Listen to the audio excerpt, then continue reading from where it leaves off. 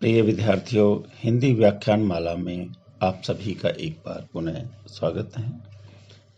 आज के इस व्याख्यान में हम चर्चा करेंगे हिंदी साहित्य के महत्वपूर्ण नाटककार मोहन राकेश के नाटक लहरों के राज्यहंस पर। लहरों के राज्यहंस में आज हम उनकी ऐतिहासिकता पर विस्तार से चर्चा करेंगे, या लहरों के राजहंस में जो इतिहास वृत्त है उस पर हम विस्तार से बात करेंगे। देखिए कि ऐतिहासिक तथ्यों के आधार पर किसी भी रचना को रचनाकार के लिए कोई आसान काम नहीं होता है। ऐतिहासिक घटनाओं और पात्रों को अपनाने से रचना की विश्वसनीयता कायम होती है, उसमें वृद्धि होती है। ऐतिहासिक नाटकों के अंतर्गत हम मोहन राकेश के लहरों के राजहंस को जब हम देखते हैं तो मोहन राकेश जी ने इतिहास और कल्पना का बड़ा ही सुंदर मिश्रण किया है। कह सकते हैं कि इतिहास और कल्पना का मणिकांचन संयोग इस नाटक में हमें दिखाई देता है। नंद और सुंदरी का आख्यान एक परंपरा से प्राप्त होता है, ऐतिहासिक परंपरा है, तथा इसको आधार बनाकर अशोक घोष ने जो सौंदर्य नंद नामक काव्य रचा था, कृति का नामकरण भी अशोक घोष के श्लोक के आधार पर किया गया है, जिसका अर्थ है कि नंद को बुद्ध का गौरव तो अपने और आकर्षित करता ही था, जबकि पत्नी का आकर्षण भी उसे अपनी ओर खींचता था। तो ये कह सकते हैं कि नंद और सुंदरी के प्रेम की कथा है, और जिसमें बीच में हम बुद्ध के आकर्षण को पाते हैं। तो यहाँ कह सकते हैं कि जो ऐतिहासिक पात्र है, मगध का जो सम्राट है नंद, वह किस प्रकार से सुंदरी के आकर्षण में भी फंसा है और साथ ही बुद्ध यानी गौतम बुद्ध की तरफ भी आकर्षित होता है। अपनी इस विचित्र, देखिए किस तरह से दोनों के द्वंद्व में, जब दोनों के द्वंद्व में फंसा रहने वाला जो नंद है, अपनी इस विचित्र मनोदशा के कारण जो नंद की दशा लहरों के साथ साथ तैरते फिरते राजहंस के समान हो जाती। वह न तो पत्नी के प्रेम पास से अलग हो पाता है, अपने आप को कर पाता है, और न ही गौतम के आकर्षण यानी बुद्ध के आकर्षण के कारण उसके समीप ही ठहर पाता है। ये बड़ा द्वंद्व है, और इसीलिए इसका नामकरण भी लहरों के राजहंस पड़ा है। तो कह सकते हैं कि जो ऐतिहासिक पात्र है नंद, वो किस प्रकार से बुद्ध और सुंदरी के बीच में उसकी जो द्वंद्वात्मक जो मनस्थिति है वो स्पष्ट होती है। यहाँ जब हम देखते हैं कि नाटक का जो आधार है, इस नाटक का आधार है वो ऐतिहासिक आधार है। सौंदर्य नंद जो प्रस्तुत नाटक की कथा का आधार है, जिसे अशोक घोष ने लिखा है, यानी रचनाकार जो प्राचीन रचनाकार अशोक घोष है, उसने ये कथा प्रस्तुत की थी। मोहन राकेश ने इस नाटक में इस कथा को नाटकीय भाव और प्रयोजन को पुष्ट और अधिक प्रभावशाली बनाने के लिए नए पात्रों और प्रसंगों की कल्पना की है। जैसे हम कह सकते हैं कामोत्सव का आयोजन, दीक्षा के पश्चात नंद का एक बार गृह लौट आना, तथा अलका और श्यामांग का पूरा जो प्रसंग है नाटककार के द्वारा कल्पित है। तो ये कह सकते हैं कि इतिहास भी है और कल्पना भी। एक सुंदर रचना बनाने के लिए रचनाकार अपनी कल्पना का सामंजस्य में कर देता है। लहरों के राजहंस की जो पृष्ठभूमि है वो नंद और सुंदरी के प्रख्यात या ऐतिहासिक आख्यान पर आधारित है, तथापि नाटककार की दृष्टि उसके जीवन वृत्तियों के अंतर्गत नूतन ऐतिहासिक तथ्यों की भी प्रतिष्ठापना करती है। उसने या नाटककार ने आधुनिक भावबोध को प्रस्तुत करने के लिए बहुत अधिक प्रयास किया है, और इस विषय में हम नाटककार की जो अपनी उसने जो अपनी बात कही है, स्वयं इस बात को स्वीकार करते हुए एक स्थान पर वो लिखते हैं कि प्रस्तुत नाटक, यानी मोहन राकेश की उक्ति है ये कि प्रस्तुत नाटक का आधार भी ऐतिहासिक है, परंतु उतने ही अर्थ में जितना इस व्याख्यान में आता है। कथा का आधार असुघोष का सौंदर्यनंद है, परंतु समय के विस्तार में स्थितियों का परिप्रेक्षण करने के कारण ये काल्पनिक भी हो गया है। काल्पनिक असुघोष का सौंदर्यनंद भी है, क्योंकि संस्कृत और पाली साहित्य में जो कथा हमें उपलब्ध होती है उसका असुघोष ने अपनी दृष्टि से प्रक्षेपण किया है, एक काल्पनिक अनुभूति से उसे विस्तार दिया है। तो यहाँ मोहन राकेश जी का जो उक्ति है या उनकी स्वीकारोक्ति है वो स्पष्ट रूप से इस बात की ओर लक्षित करती है कि उन्होंने सौंदर्यनंद की जो कथा, असुघोष की जो कथा है सौंदर्यनंद, उसको आधार बनाया, लेकिन ये भी माना है कि उसमें भी कल्पना और इतिहास दोनों का सामंजस्य हुआ है और उसी को आधार बना करके अपनी रचना को आधुनिक भावबोध में अभिव्यक्त किया है। और आधुनिक भावबोध की दृष्टि से अगर हम देखें तो लहरों के राजहंस का कथानक ऐतिहासिक होते हुए भी आधुनिक भावबोध से समन्वित दिखाई देता है, उसको व्यक्त करता हुआ प्रतीत होता है।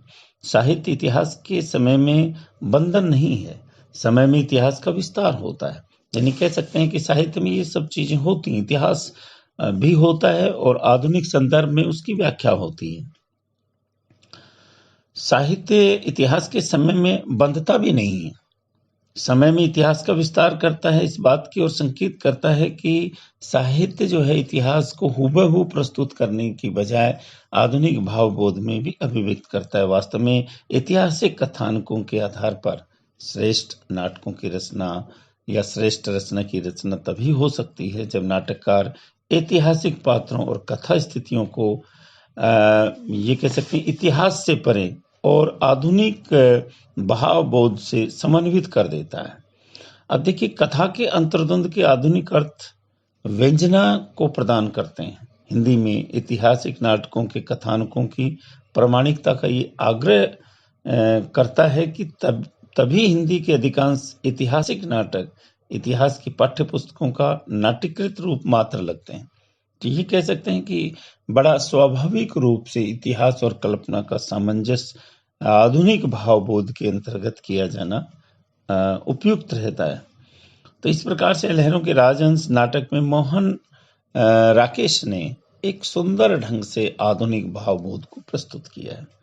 अब देखिए, यहाँ हम जब ऐतिहासिकता की दृष्टि से लहरों के राजहंस पर दृष्टिपात करते हैं तो हमें दिखाई देता है कि जो बौद्ध धर्म है उसमें किस प्रकार से खोखलापन है, किस तरह से वह नंद को आकर्षित करता है और किस तरह से द्वंद्व की स्थिति में नंद जो है वो राजमहल को त्याग देता है। देखते हैं कि लहरों के राजहंस ने नंद और सुनंदी, गौतम बुद्ध, देवी यशोधरा और भिक्षु आनंद आदि प्रसिद्ध ऐतिहासिक पात्रों के माध्यम से असुघोष के समान इस तथ्य की स्थापना नहीं की है कि नंद जैसा विलासी व्यक्ति भी बुद्ध के प्रभाव स्वरूप अपनी पत्नी के आकर्षण पास को छिन्न भिन्न करके या उसे तोड़ करके बुद्ध धर्म में दीक्षित हो गया है। मोहन राकेश ने यहाँ नंद को बौद्ध धर्म में दीक्षित होते हुए नहीं दिखाया।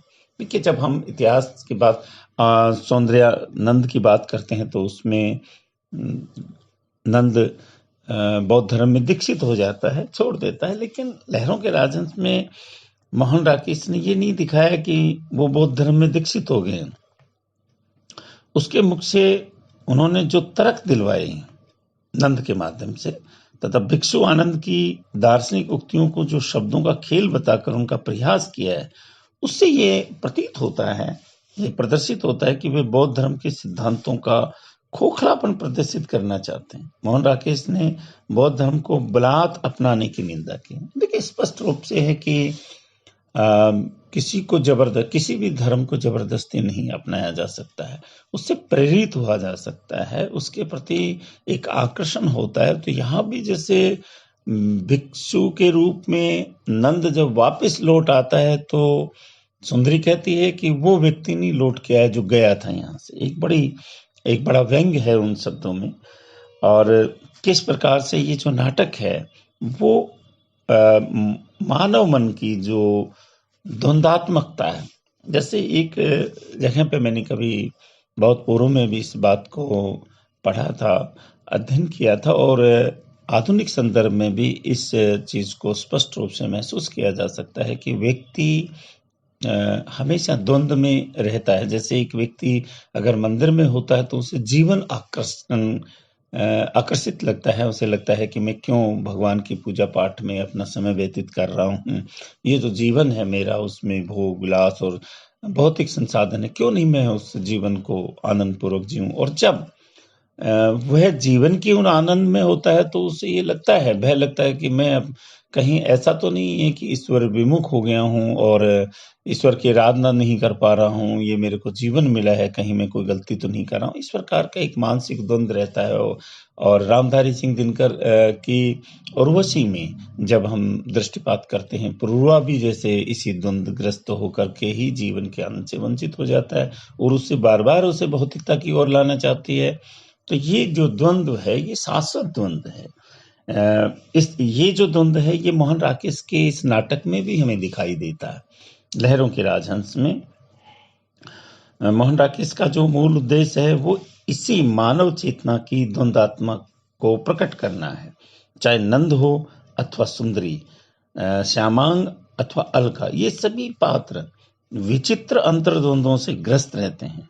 नंद इस उलझन में ग्रस्त है कि प्राणी द्वारा अपने जीवन की रक्षा का भरसक प्रयास करने पर भी ऐसी कौन सी अदृश्य शक्ति है जो लगातार उसके प्राण हल लेती है। किसी व्यक्ति के केस काट डालने से ये कैसे संभव हो कि उसका हृदय भी परिवर्तित हो जाए और वह सत्य के अधिक निकट हो जाए। जैसे कि बौद्ध धर्म में कि केस का मुंडन करवाने से, तो ये एक द्वंद्व है। और बार बार उसके मन में ये प्रश्न आता है कि केस मंडवाने से कैसे संभव हो सकता है कि वो निर्लिप्त हो गया है या इस सत्य के निकट पहुंच गया है। सुंदरी के चरित्रांकन के माध्यम से भी नाटककार ने उसके जो अंतर्मन का जो द्वंद्व है उसको रेखांकित करने का प्रयास किया है। आरंभ में वह अति प्रेम गर्विता एवं रूप गर्विता पत्नी है, यानी किस तरह से वह प्रेम, अपने प्रेम पर, नंद और उस सुंदरी, जो सुंदरी है नंद के प्रति अपने प्रेम पर गर्व करती है। सुंदरी का जो दर्प है यानी घमंड है उसके पति की स्वीकृति से और बढ़ जाता है, जो कि स्वाभाविक भी लगता है कि उसका पति उसे बहुत प्रेम करता है, किंतु उसके जो घमंड को तब एक गहरा झटका लगता है जब वह कामोत्सव की आयोजना करती है, एक उत्सव मनाती है कामोत्सव। उसके आमंत्रित अतिथियों के न आने से कामोत्सव के आयोजन का विफल हो जाना उसे आघात पहुंचाता है। कमल ताल से राजहंसों का अचानक ही उड़ जाना भी उसे आघात पहुंचाता है। और अंत में नंद का गौतम बुद्ध के पास बुद्ध धर्म में दीक्षित होकर लौटने की घटना से वह सबसे अधिक व्यथित होती है कि बौद्ध नंद गया और बुद्ध के पास जाकर के बौद्ध धर्म में दीक्षित होकर लौटने की जो घटना है उसे व्यथित कर देती। इस प्रकार श्यामांग और अलका के अंतर्द्वंद को भी कथा को गति प्रदान करने के लिए ही मोहन राकेश जी ने दिखाया है, जो कि बहुत महत्वपूर्ण बन पाता है। इस प्रकार से लहरों के राजहंस के जो पात्र हैं वो स्वाभाविक मानसिक अंतर्द्वंद से घिरे रहते हैं। किस तरह से ऐतिहासिकता का जो वातावरण का वहां पे पुट दिखाई देता है वो भी हमें नाटककार मोहन राकेश ने इस नाटक के माध्यम से सुंदर ढंग से प्रस्तुत किया है कि वातावरण में रंग, मंच, सज्जा, जो गवाक्ष हैं, दीपाधार हैं, झूला है, अग्नि काष्ठ से दीपकों के जलाने आदि का जो चित्र किया है वह नाटक में प्राचीन काल का वातावरण प्रस्तुत करता है। यानी कैसे मगध का जो साम्राज्य यानी मगध काल है वो किस प्रकार से इस तरह की साज सज्जा से अभिव्यक्त होता है। अब एक देखिए उदाहरण यहाँ दिखाई देता है कि दाईं ओर गोलाकार चबूतरा, सुंदर बिछावन तकिए, पीछे एक ऊंचा दीपाधार, शिखर पर पुरुष मूर्ति, बाहें फैली हुई तथा आंखें आकाश की ओर उठी हुई, बाईं ओर एक झूला और उससे थोड़ा हटकर एक मत्स्याकार आसन, आसन के पास ही मदिरा कोष्ठ। तो इस तरह से ये जो वातावरण है यानी परिस्थितियां, जिस तरह से एक रंगमंची दृष्टि से अगर हम नाटक को देखें तो ये जो दृश्य हैं, ये जो ग्वाक, सज्जा, दीपाधार, झूला, अग्नि का, ये सब उस काल की याद दिलाती हैं या उस काल के वातावरण को सृजित करती हैं। नाटककार ने विविध पात्रों के नामकरणों और अनेक पदार्थों के लिए प्रयुक्त संज्ञाओं के द्वारा भी उसी प्राचीन वातावरण को साकार करने का सफल प्रयास किया है। मैत्रेय, श्वेतांग, निहारिका, अग्निवर्मा, शेवा, शालिमित्र, ये जो नाम हैं नाटक में, ये प्राचीनता का बोध कराते हैं। अर्थात लगता है कि ये आज के आधुनिक संदर्भ के नाम नहीं है, बल्कि उसी काल के, मगध काल के नाम है, मध्यकाल के नाम है। और सारांश रूप से हम कह सकते हैं कि मोहन राकेश द्वारा रचित लहरों के राजहंस नाटक का आधार ऐतिहासिक तो है, ऐतिहासिक होते हुए भी यह आधुनिकता का भावबोध कराता है। नाटक के मूल में व्यक्ति का अंतर्द्वंद्व है, जो उसे अपने मन की आवाज सुनने और उनके अनुसार निर्णय करने की क्षमता प्रदान करता है। अंधभक्त बनने की अपेक्षा विश्लेषण के आधार पर तथ्यों की स्वीकृति पर बल दिया गया है। यह नाटक कल्पना और इतिहास की सफल योजना को ली हुई। हम स्पष्ट रूप से कह सकते हैं कि मोहन राकेश ने अपने नाटक लहरों के राजहंस में इतिहास और कल्पना दोनों को सम्मिलित कर लिया है। यानी एक तरह से मणिकांचन संयोग जिसको कहा जा सकता है, वो सफल रूप से अभिव्यक्त होता है इस नाटक के माध्यम से।